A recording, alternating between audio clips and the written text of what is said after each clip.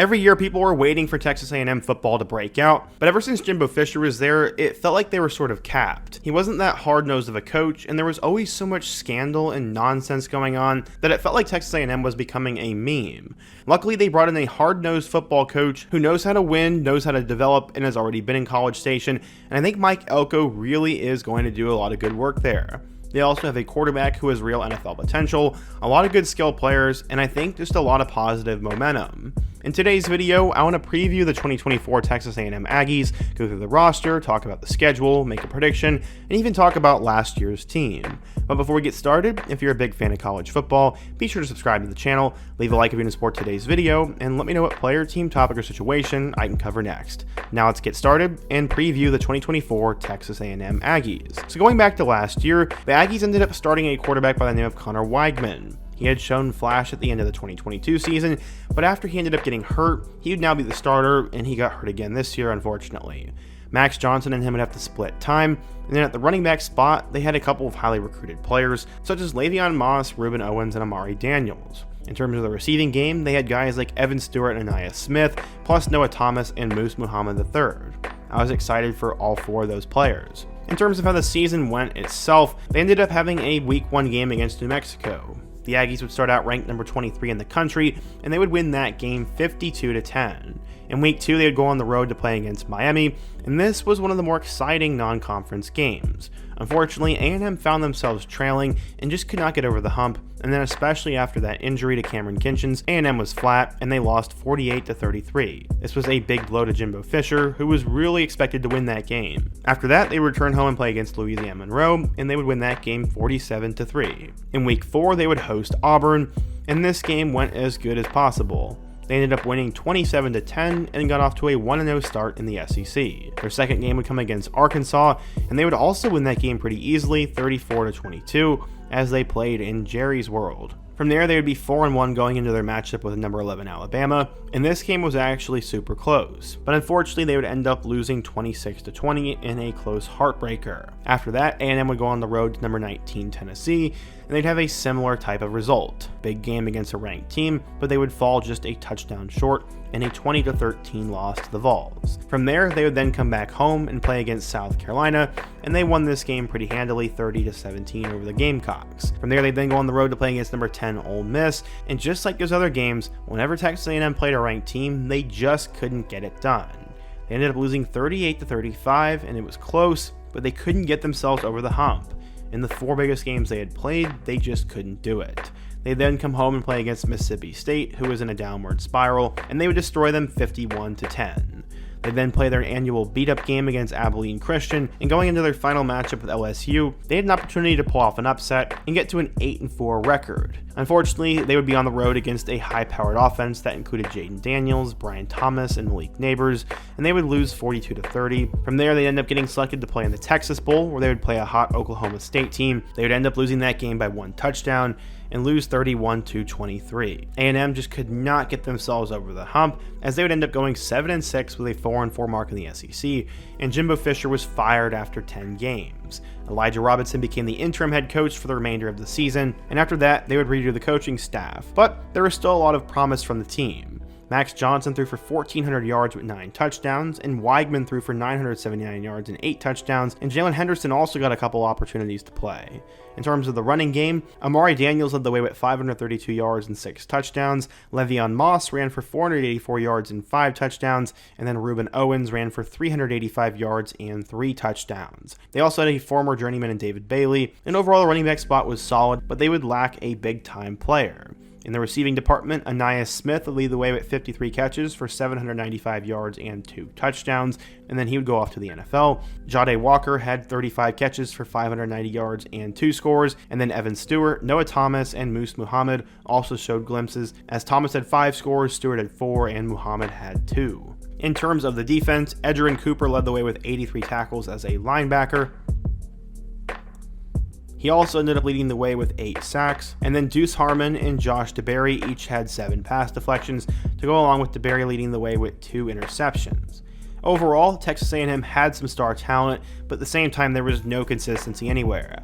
They had 3 starting quarterbacks, 4 starting running backs, and 5 starting receivers. They would definitely need to improve upon that, and there was a lot to figure out.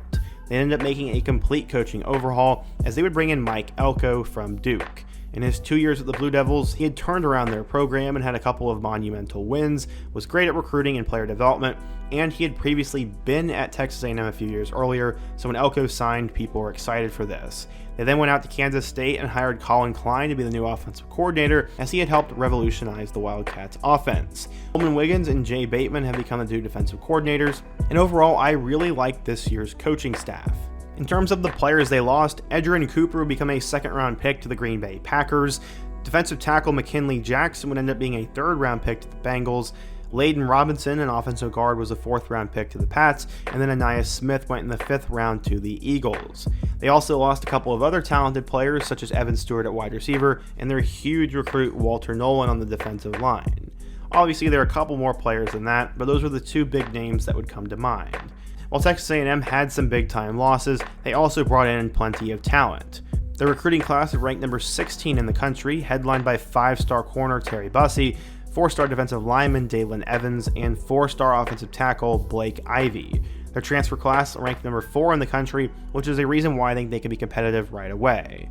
They brought in 3-star wide receiver from Troy and Jabray Barber, grabbed 4-star transfer Des Ricks from Alabama, grabbed 4-star edge rusher Cassius Howell from Bowling Green, grabbed 4-star linebacker Scooby Williams from Florida, former blue chip recruit Jaden Hill from Florida as well, 4-star corner Donovan Sanders from Cal Poly, 4-star safety from San Diego State Marcus Ratcliffe, big-time Purdue defensive lineman Nick Scorton, and then finally Cyrus Allen, a big receiver from Louisiana Tech, and Will Lee III, a 4-star transfer from Kansas State. I really like a lot of the guys they brought in, as there are a lot of players who actually performed and have chips on their shoulder compared to guys who are just highly recruited, who had a lot of potential. In terms of the actual depth chart, let's go ahead and take a quick look at that. At the quarterback position, Connor Weidman will return and could be one of the best in the country. He has an opportunity to, I think, play his way into the first round of the NFL draft, and I predict him to have a supersonic type rise.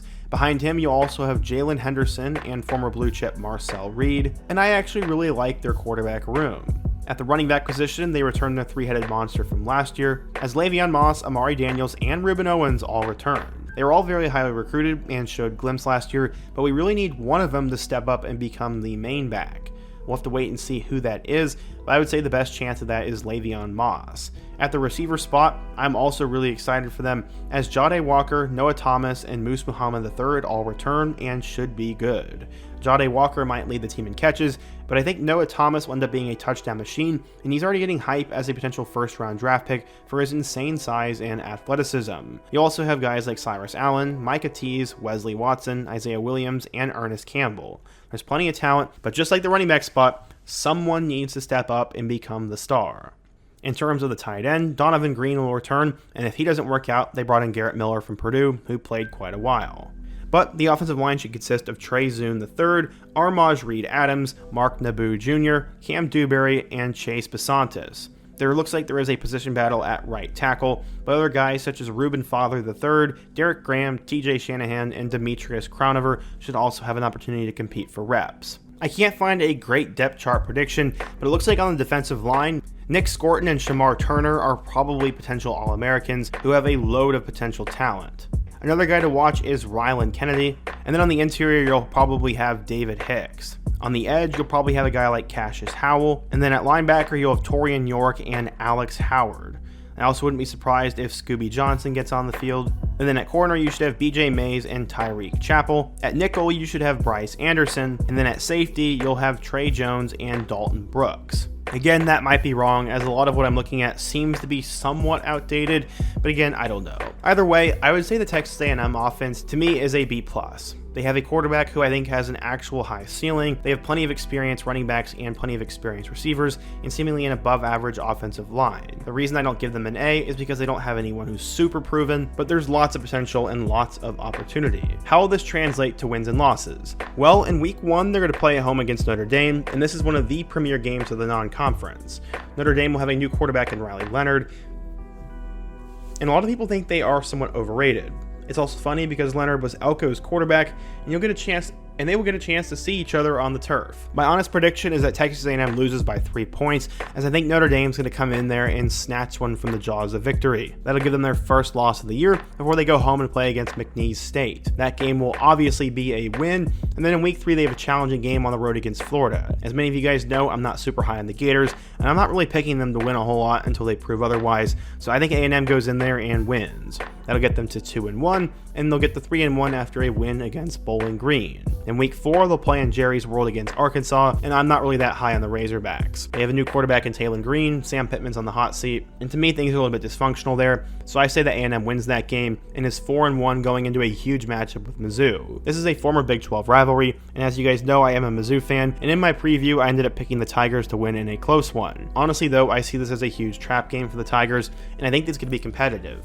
Ultimately, I think Mizzou is going to win it though, and that will get A&M to their second loss of the year. After that, they'll go on the road to play against Mississippi State, and this is also somewhat of a trap game too. Everyone is pretty much putting Mississippi State under the radar, but Jeff Lebby runs a good offense, so it could be somewhat of a sneaky game for him. After that, they're going to return home and play against LSU, and in my eyes, there's no way they lose all 4 of the premier home games they play, so I'm actually going to say Texas A&M pulls this off. I think LSU still has some question marks in my opinion, and A&M I think is going to win this game, and it'll be a lot of fun for Aggies fans. After that, they're going to go on the road to play against South Carolina, and I'm also not high on the Gamecocks as they have a new quarterback, and I don't think Shane Beamer's that great of a coach, and I don't think the Gamecocks are that organized either, so I think they go on the road and win that one before they then beat down on New Mexico State in early November. They then finish out the year with games against both Auburn and Texas, and just like both Carolina and Arkansas, I think Hugh Freeze has butchered the quarterback position terribly at Auburn, and as long as Peyton Thorne is the starting quarterback for them, I don't really trust them to win a lot of games. I think it will be close because it is in Jordan-Hare and it's hard to win in the SEC, but I'm going to pick Texas A&M to win that game as well,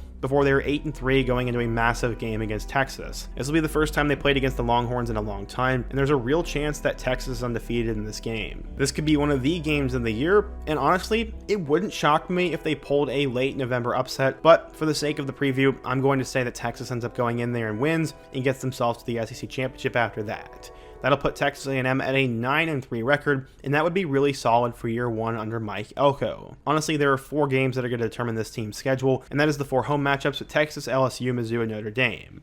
It's interesting that the 4 hardest teams on their schedule, they all play at home, but I think they're going to end up going 1-3 in that stretch with a potential to go 2-2.